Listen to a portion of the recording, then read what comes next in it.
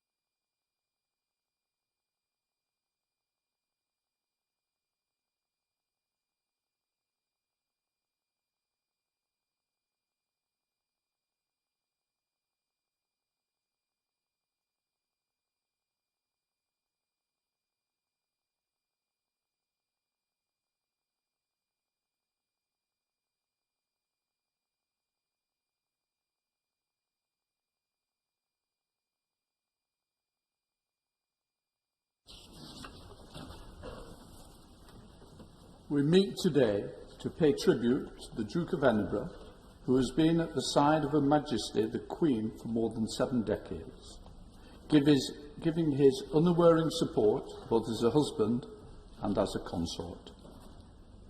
Described by Her Majesty as my strength and my stay, for most of us, Prince Philip, the Duke of Edinburgh, has always been there, providing this nation with a reassuring presence.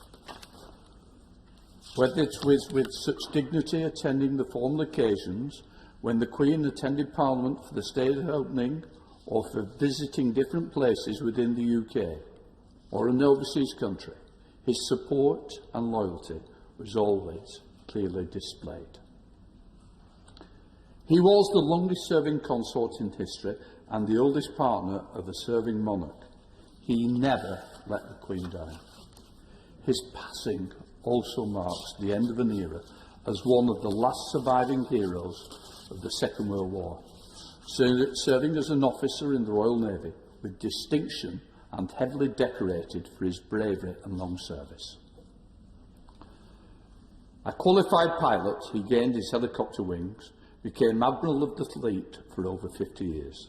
He helped to design the Royal Yacht Britannia. He visited troops in Iraq and travelled with the Queen throughout the Commonwealth and overseas territories, and only stepped down from official royal duties at the age of 96.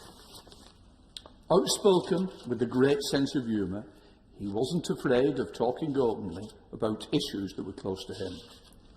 He will be remembered for his loyal devotion to service and his leadership of hundreds of causes close to his heart. Perhaps his finest achievement was the Duke of Edinburgh's Award, which helped millions of young people around the world to achieve their full potential as team members and future leaders in their chosen field. As a moderniser and public reformer, he was promoted the latest in engineering and design. As a pioneer in World Wildlife Fund, he travelled widely to secure the public interest in the nature and its protection. His sporting interests were wide-ranging. As a sailor, he regularly attended Cowes Week for the regatta. He was a cricket enthusiast and a player.